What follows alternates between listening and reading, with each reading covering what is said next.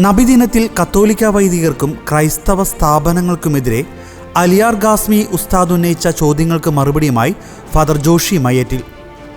ജോഷിയച്ചൻ ദീപിക പത്രത്തിൽ പങ്കുവച്ച ലേഖനത്തിനെതിരെ ഇന്നലെ നബിദിനത്തിൽ അലിയാർ ഗാസ്മി നടത്തിയ പ്രസംഗത്തിനാണ് ഇപ്പോൾ ജോഷിയച്ചൻ കനത്ത മറുപടി കൊടുത്തിരിക്കുന്നത്. അസത്യങ്ങൾ മാത്രം നിരത്തി ജനങ്ങളെ വിഡ്ഢികളാക്കുന്നതിന് പകരം ഗാസ്മി പറയുന്നതാണോ ദീപികയിലുള്ളത് എന്ന് നിങ്ങൾ തന്നെ പരിശോധിച്ചു നോക്കൂ എന്ന രീതിയിൽ തൻ്റെ FB പോസ്റ്റിനോട് കൂടെ 2 ലിങ്കുകൾ കൂടി കമൻറ്റ് ബോക്സിൽ പങ്കുവച്ചായിരുന്നു അച്ഛൻ്റെ മറുപടി.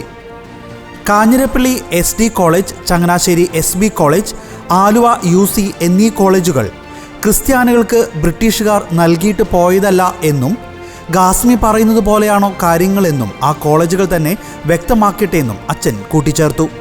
അടുത്തതായി ഗാസ്മി ഉന്നയിച്ച ഭരണഘടനയുടെ ചൈതന്യത്തിന് നിരക്കാത്ത വ്യക്തി നിയമങ്ങൾ എന്നതിൽ ഏകീകൃത സിവിൽ കോഡ് ക്രൈസ്തവർക്ക് ഒരു പ്രശ്നവും ഉണ്ടാക്കാൻ പോകുന്നില്ല എന്നും ക്രൈസ്തവർ നടത്തുന്ന ഏത് സ്ഥാപനമാണ് ഭരണഘടനയ്ക്ക് കീഴിൽ അല്ലാത്തതെന്നും ഗാസ്മി വ്യക്തമാക്കണമെന്നും ജോഷി മയ്യാറ്റിലച്ചൻ പറഞ്ഞു.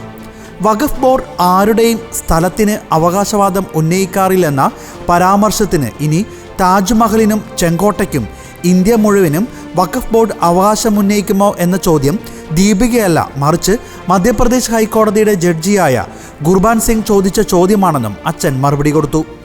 ആർക്കിയോളജിക്കൽ സർവേ ഓഫ് ഇന്ത്യയുടെ 3 ചരിത്ര സ്മാരകങ്ങളും അവയെ ഉൾക്കൊള്ളുന്ന പറമ്പുകളും തങ്ങളുടേതാണെന്ന് വഖഫ് ബോർഡിൻ്റെ 2013 വിധി തീർപ്പ് തള്ളിക്കൊണ്ടുള്ള 2024 ജൂലൈ 26 പ്രഖ്യാപനത്തിലാണ് ഈ ചോദ്യം ഉയർന്നത്. ഇന്ത്യൻ ഭരണഘടനയുടെ മതേതരത്വത്തിന് ചേരാത്ത ഒരു നിയമനിർമ്മാണത്തിൻ്റെ മറവിൽ ശരീഅത്ത് നിയമം മറ്റുള്ള ഇന്ത്യൻ പൗരന്മാരുടെ മേൽ അടിച്ചേൽപ്പിക്കുന്നതാണെന്നതാണ് വഖഫ് ബോർഡ് നടത്തുന്ന കൊള്ള. അതിനാൽ നിയമപരിരക്ഷയുള്ള കൊള്ളസംഘം എന്ന് ദീപികയിലുള്ള പദപ്രയോഗം കൃത്യമാണ്. വഖഫ് ബോർഡിൻ്റെ ഏതാനും കൊള്ളയുടെ ഉദാഹരണങ്ങളും ജോഷിയച്ചൻ പങ്കുവച്ചിട്ടുണ്ട്. അതിൽ പ്രധാനപ്പെട്ടവ ഇവയാണ്. ചെറായ് മുനമ്പം തീരദേശത്ത് താമസിക്കുന്ന 600ഓളം വരുന്ന കുടുംബങ്ങളുടെ ജീവിതം 2019 മുതൽ നിശ്ചലമാക്കിയിട്ടിരിക്കുന്ന കേരള വഖഫ് ബോർഡ് നീക്കം. കാവേരി നദീതീരത്തുള്ള തിരുഞ്ചെന്തുറ ഗ്രാമത്തെ മുഴുവൻ ഞെട്ടിച്ചുകൊണ്ട് 2022 തമിഴ്നാട് വഖഫ് ബോർഡ് ആ ഗ്രാമം മുഴുവൻ തങ്ങളുടേതാണെന്ന് അവകാശവാദം ഉന്നയിച്ചു. ഹൈദരാബാദിൽ മാരിയറ്റ് 5 സ്റ്റാർ ഹോട്ടലിന് മേൽ തെലങ്കാന വഖഫ് ബോർഡ് അവകാശവാദം പറഞ്ഞത് എന്നിവ അച്ഛൻ ചൂണ്ടിക്കാട്ടി.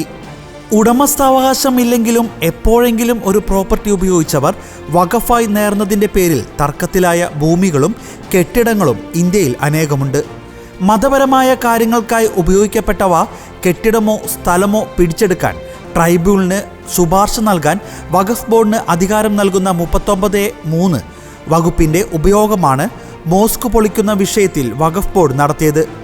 താമസത്തിനായി വാടകയ്ക്കെടുത്തിരുന്ന സ്ഥലത്ത് തങ്ങൾ 1950 മുതൽ നിസ്കരിച്ചിരുന്നു എന്നതായിരുന്നു അവരുടെ വാദം. കപിൽ സിബലിൻ്റെ നേതൃത്വത്തിൽ സുപ്രീം കോടതിയിലും വാദം ഉഷാറായി നടന്നെങ്കിലും 3 മാസത്തിനകം ഹൈക്കോടതി സമുച്ചയത്തിൽ നിന്ന് അത് പൊളിച്ചു നീക്കാൻ കഴിഞ്ഞ വർഷം മാർച്ച് മാസത്തിൽ സുപ്രീം കോടതി വിധി പ്രസ്താവിച്ചു.